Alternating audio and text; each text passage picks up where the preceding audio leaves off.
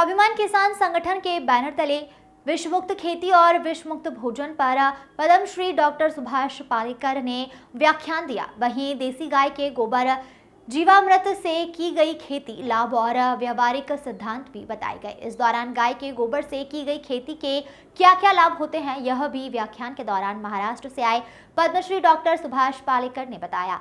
सभी किसानों ने पद्मश्री डॉक्टर सुभाष पालेकर के इस उद्बोधन को सुनकर बाहर से आए किसानों ने लाभ अर्जित किया।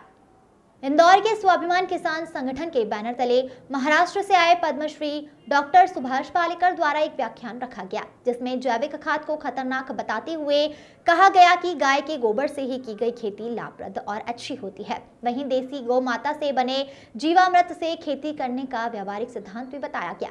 गणेश मंडल जेल रोड पर आयोजित इस व्याख्यान में हरियाणा, उड़ीसा, राजस्थान, गुजरात से बड़ी संख्या में किसान शामिल हुए। स्वाभिमान किसान संगठन मध्य प्रदेश के द्वारा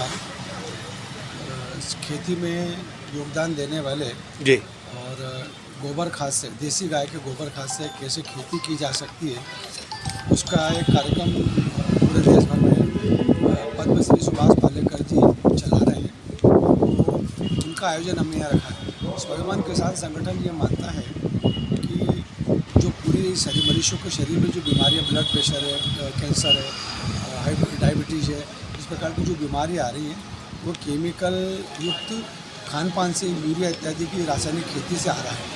तो उसका मनुष्य को उससे बचाने के लिए स्वाभिमान किसान संगठन विश्व मुक्त खेती और विश्व मुक्त भोजन का अभियान चला रहा है। और उसने इस तारतम्य में सुभाष पालेकर जी को इंदौर आमंत्रित किया कि वो कैसे देसी गाय के गोबर से कम लागत में अधिक उत्पादन वाली खेती हो सकती है, जिससे लोगों को जहर से बचाया जा सके, धरती को जहर से बचाया जा सके और मानव जीवन की रक्षा करें। आपका नाम है? सुनील राव शिंदे, स्वाभिमान किसान संगठन, मध्य प्रदेश। भारत में अभी ग्लोबल वार्मिंग और जो जलवायु परिवर्तन के माध्यम से बहुत विनाश चल रहा है जी, और इस स्थिति में खेती करना असंभव बनेगा भविष्य में अगर हम इसको नहीं रोका। और ग्लोबल वार्मिंग बढ़ाने का काम रासायनिक कृषि कर रहे हैं, ऑर्गेनिक फार्मिंग कर रहे हैं, जैविक कृषि, और हमारा पाश्चात्य जीवन शैली कर रहे हैं, कारखाने कर रहे हैं, उद्योग कर रहे हैं। तो इसको बंद करने के लिए एक ही उपाय है सुभाष पालेकर कृषि मेरी विधि, जिसमें ग्लोबल वार्मिंग बढ़ते ही क्योंकि ग्रीन हाउस गैसेस का उत्सर्जन करने वाला कोई भी खाद हम डालते नहीं जी, उत्पादन घटता नहीं, उत्पादन बढ़ता है और पहले साल उत्पादन ज़्यादा मिलता है जी। जबकि ये जड़ मुक्त है तो लोग हमें 1.5 गुना ज़्यादा कीमत देते हैं। इसका मतलब है सुभाष पालेकर कृषि में रासायनिक कृषि से और गो आधारित कृषि से और विनाशकारी जैविक कृषि से ज़्यादा उत्पादन मिलता है, उत्पादन घटता नहीं।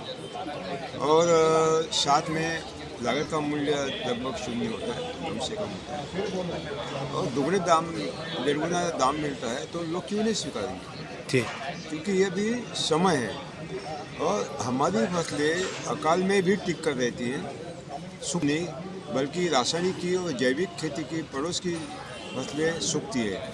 मतलब ये कहा जाए कि यहाँ पर केवल जैविक खेतियों के लिए ही ज़्यादा जोर दिया गया है? नहीं, जैविक खेती महा खतरनाक है।